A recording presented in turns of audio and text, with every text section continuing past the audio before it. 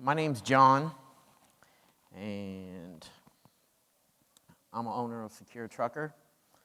I also own Great Mongoose Security Solutions and certified Krav Maga. I've been an OTR driver for 25 years, certified use of force instructor. I'm certified in basic and advanced U.S. Special Forces behavior threat detection. So basically what that means is I can actually see people that have hostile bodily intent even though they have a smile on their face. It's crazy. And then I ended up geeking out on getting Krav Maga, so I did that with the Israeli Special Forces. Soon I'm going to be a personal trainer. My complete passion is helping drivers get really physically secure, both digitally and physically, and I'm going to get into that in a minute. And I've also written a book that's released a couple days ago. That book's free. I recommend jumping online, grabbing hold of it, because I don't know how long it's going to stay free. And you can pay full price on Amazon if you don't want to go to our website and get it. All right, so today's agenda is going to be explaining how hackers attack. It's really important to understand this, because once you understand the offensive, then you can use the defensive to come against them. All right? So the strategy is going to be the key to that, okay? Understanding how hackers attack. So the first thing is there's data breaches on the internet, and there's tons of them. Not just, 2 weeks ago, the U.S. Marshal Service had their servers breached, and there's all kinds of really sensitive law enforcement information on those servers right now. People that are actually under investigation and stuff, and it's just wide open. The IT guys that are supposed to be guarding those servers, they just left the door wide open. So anyone on the internet that understood that access, that address, they just go right there and just go ahead and get everything they want. And that's the way most data breaches are on the internet. Most companies, they lock it down, but there's a lot of people in IT that don't know what they're doing. They don't close those doors. Hackers come across and they say, oh, well, look at all this information. Let's take it. The next thing you have stealer logs. Stealer logs is malware that's often downloaded to Windows or Mac, and it records all your keystrokes on your laptop. Credentials, your credit cards, your passwords, it's pretty nasty stuff. And then what it does is it sends it silently back to these servers, and then the servers take all this information and they forward it to the hackers. And that way it keeps law enforcement from being able to track the people that are actually collecting the information. These stealer logs are usually dumped in forums, what they call darknet forums, which is usually accessed through the Tor browser. And either it's pilfered out for a couple dollars, or it's just dumped there and everyone and their mother has access to it. The next thing is hackers use hacking software, like John the Ripper. So they'll run these automated scripts. They'll take the script and they'll run through all the information in these data breaches, and they'll pick a specific name or a company, and they say, okay, we want this. And so they'll start running through all these data breaches with these automated scripts, and they'll come back in about 12, 24 hours after climbing through terabytes of data, and they say, okay, we got passwords, this person here likes to use the same password on every account. Okay, let's go ahead and hit them. And then, of course, you have insider threats. Insider threats are really insidious. Believe it or not, there's people that work for the big tech companies, Google, Facebook, Microsoft, that have been caught with their hands in the cookie jar, accessing people's accounts when they're not supposed to. We also know law enforcement's done that. There's been dirty law enforcement officers that have queried people's plates and personal information and then gave it, without permission. OSINT is the final threat vector that hackers use, because hackers, like I say, are lazy. They'll run the automated scripts, and the scripts will run the internet, and it'll pick up all your personal information from people search sites, just everywhere, public records, where you live, motor vehicle records, just everything. So hackers take all this information, and usually what happens is they'll come up with a target selection. Now, all criminals, I don't care who they are, and all military, I don't care who they are, and all police officers that run tactical raids against a person's house are going to use the attacker's cycle, okay? First thing is, on the attacker's cycle, is they're going to select a target. And we've already discussed that. They're going to run through these logs, and they're going to find their optimal target that have all the passwords and everything they want. Then they're going to do their intelligence on the target. That's where they're going to start assembling all the information they've collected, and they're going to say, okay, this is how we're going to go about doing it. And that's number 3, plan of attack. And then finally, execution attack. What are they going to do? They're going to get into the systems this way. They're going to get these passwords. They're going to SIM swap somebody's phone so they can start intercepting text messages to get into the bank. There's a variety of things. Now, you can only do 2 things to interrupt the attacker's cycle. And this deals with physical security, it deals with personal security, it deals with digital security. The first thing is target selection. Now, clearly the day and age we live in, your name is all over the internet, okay? It's just the world we live in. Now, there's things you can do to lower your threat profile, but what I recommend is keeping as low profile as you can. So if you're a business owner, keep your business separate from your personal, okay? That's about all you can really do right now. Now, in physical and digital security, for your personal stuff, you can do a lot more. That's a different talk. All right, intelligence on target. Now, this right here you can handle. And this is where you can literally pull the rug out from the bad guys. All right, I use everything from a password manager to disinformation. I mean, literally, I'll put false information out there on the website. There's been times I've actually put false resumes on the website and build a website talking about how I like to build dollhouses with my name. It's pretty interesting what happens with that information and where it turns up. So you got that false information that's being built up. Another issue with false information that you can use is hackers like to get in the back door. If they can't get your password and your username, what they'll do to get in your account is they'll ask these security questions. So the security questions might be, what's your dad's middle name? Well, that's pretty simple. So social media search usually shows that, or a little genealogy to show that. What school did you go to? Well, that's pretty simple. You can find that. So what I recommend you do with these simple questions, this is one way hackers go around not having to crack a password, is in your password manager, in the notes section, write down the question and then just type gibberish. Man, it's great. I mean, especially if you have somebody that really wants to attack you, they'll be sitting there, they'll be pounding your mom's middle name, Jane, Jane, Jane, all day long and wondering what the heck's going on and why it's not going through. It's wonderful. I love doing that kind of stuff. All right, your strategy. This is a strategy I recommend. The following is for small businesses and individual owner-operators. Enterprise security is a completely different bird, and I'm not even trying to attempt to cover that.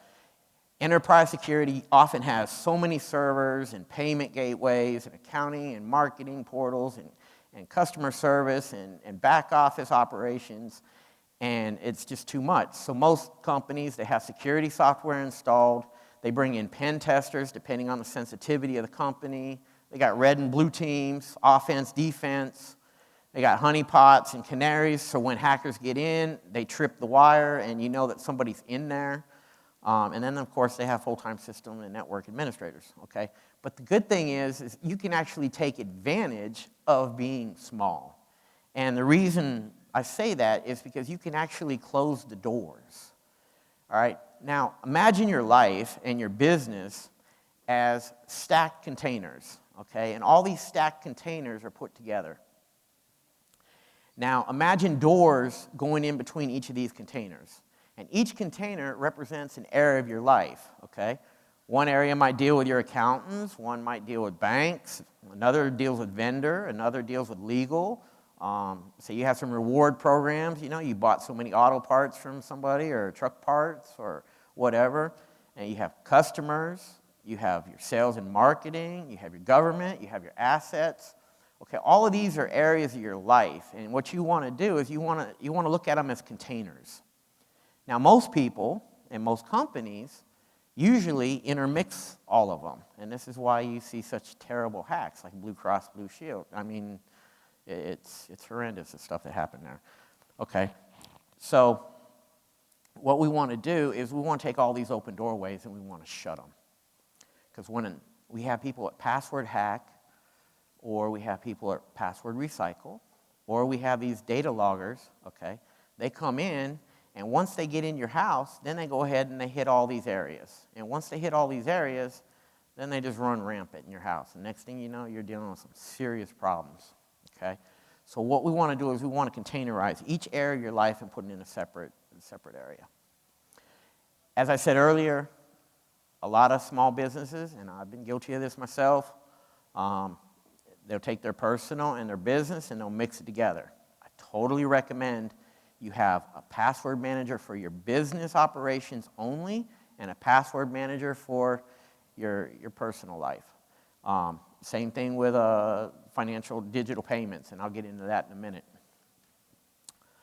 All right, so let's slam the door shut on this, okay?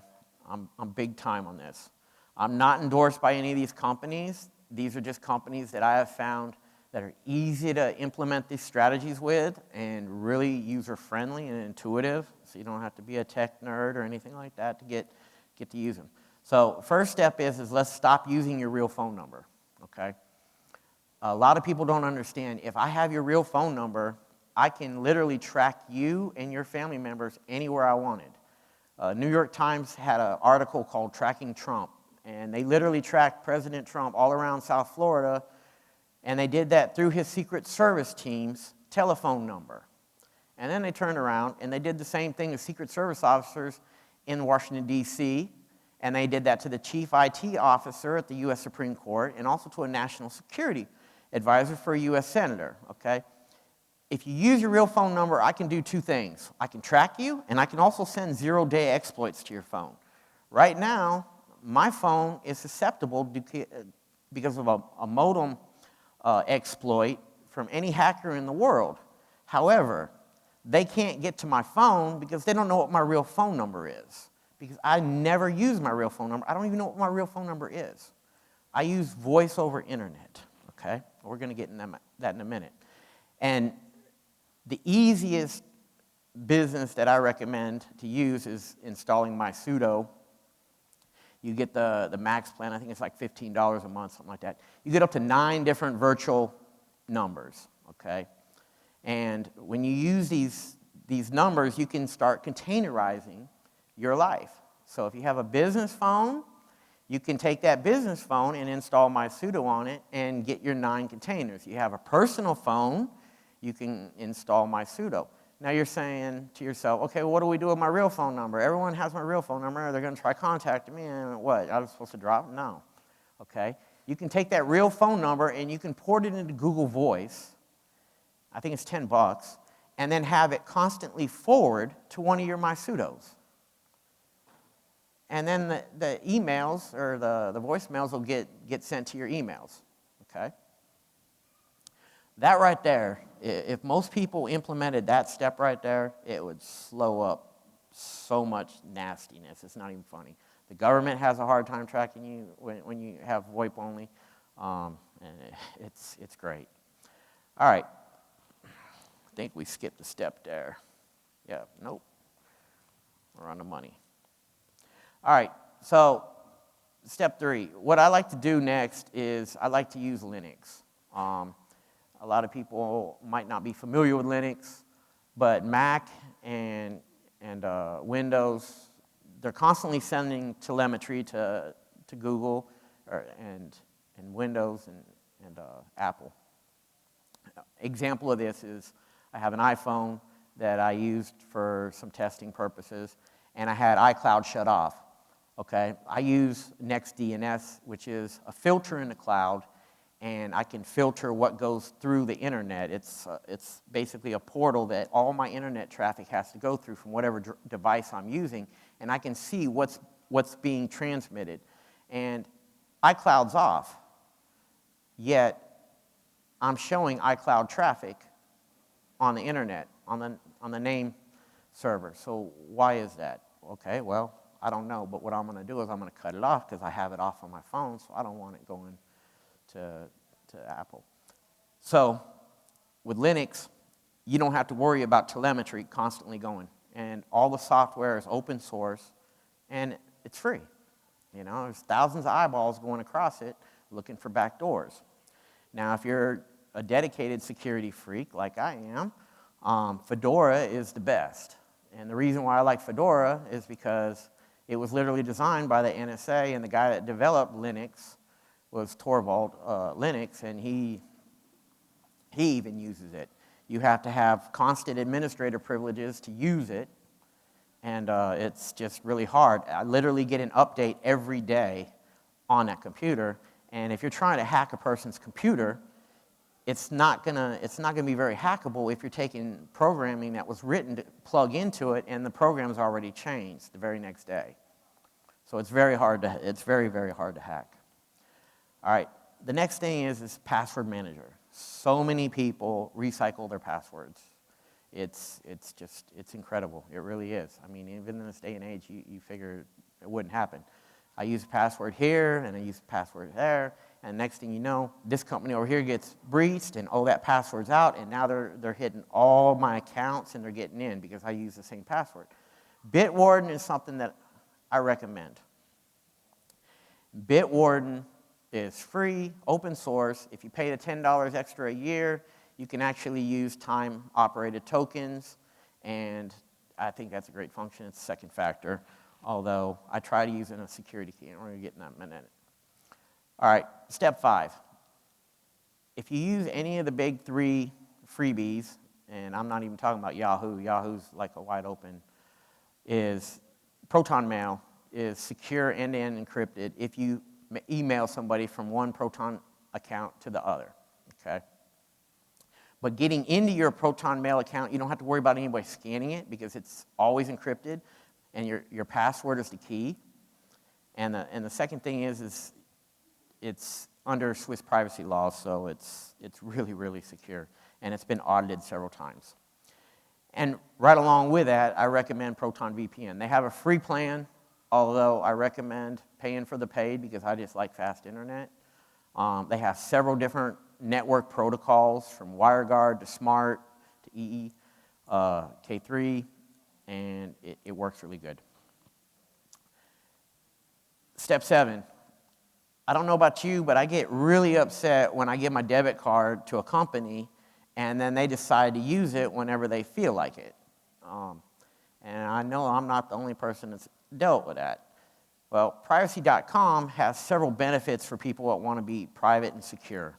And the biggest one is if you make a debit card, it hooks directly to your bank account, you can literally mask the payment amount so your bank doesn't see where you spent that money. They just see privacy.com. And yes, banks actually sell your personal information on what you use with your money. But at the same time, if you give that card to, say, Amazon, and Amazon gets breached and the hacker tries to use that card at, say, Barnes & Noble's, privacy won't allow it. That card is specifically for Amazon. You set the amount that you want to be used on that card, and you can pause the amount. If you don't want anything being spent, or once a year, or one-time use, you can use that. It's a great way to protect your finances, and it also compartmentalizes. But like I said earlier, keeps 2 separate compartments. One side's personal, one side's business. I always use second factor. Now, the keys that you see on the screen here are really, really good. The blue one is a YubiKey. You have to have it in person. You can literally plug it into your phone and press the button to get in the phone. If you don't have a key, you're not getting in. And these keys, when you plug them in to your computer and you go to a website that's been spoofed or faked, and they take your username, your password, and you go pressing the key and it's a fake website, these keys won't work because they also plug into the website like a key in a lock. So hackers don't get the goods. Now, the bad thing about the YubiKey is if anyone else gets their hands on it, all they have to do is press the key and they've got access. The only key, I love it to death, it's the hardest key there is. It's a bit of a dumpster fire setting up, but once you get it set up, it's good to go forever. You can use it as a second factor. You can also use it as a password manager for your own, and no one can get into it. Now, is there any questions? Anyone have any questions about what I've talked about so far? No? Okay. What, ma'am?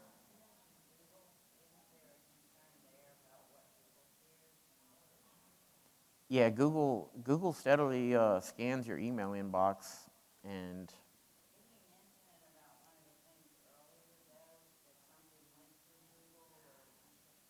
oh, you talking about the security researchers? Yeah, Google detected several hackers, well, state hackers with China, and what they've done is they've gotten into the outer networks of companies, and they're just embedded. And what they're doing is they're trying to attack critical infrastructure, which transportation is one of them, energy infrastructure, and food. I think there's a few others. And basically, it's a mass blanket of malware that's just sitting there on the outside, and most people can't detect it because it's past the security software detection point. That's why what I'm talking about today is so important. It wasn't that long ago I got hacked on one of my old email accounts that I've had for, I don't know, 20 years, 25 years, and I got a notice that, the account was opened by an IP address in China, and I'm like, well, I haven't been in China lately, so I went ahead and I locked it down with second factor, and I haven't had any issues since. But I always use it as a forwarding email. And that's, if you get Proton Mail, and you say use like Gmail or something, you can literally forward your email from your Gmail account to Proton Mail or Yahoo, so you don't have to give up your email account. You can still get everything. But the thing is nothing's being scanned by, Google or Apple or Microsoft. That makes sense? Yep. Any other questions? Nope. All right, then. I got a free book. It just come out during MATS. As I don't know if most of you guys know, but I help truckers get physically secure in the truck by getting healthy, and also physically secure, digitally secure, because we had our own Krav Maga studio and train law enforcement and stuff. But the book's free. It covers a lot of good stuff. Covers a lot of stuff I covered here. It covers a lot more stuff that I didn't cover here. I recommend you grab it. And the biggest reason is the more secure everyone is as a collective, the harder it is for nation-state hackers, which are targeting us right now. And I'm surprised at the apathy that I see in our country, that no one seems to be wanting to take care of us, because every day I'm looking at stuff and I'm seeing it. And I really hope people take advantage of the stuff that's available. Ma'am? No? All right, then. I appreciate your time. Thanks for coming.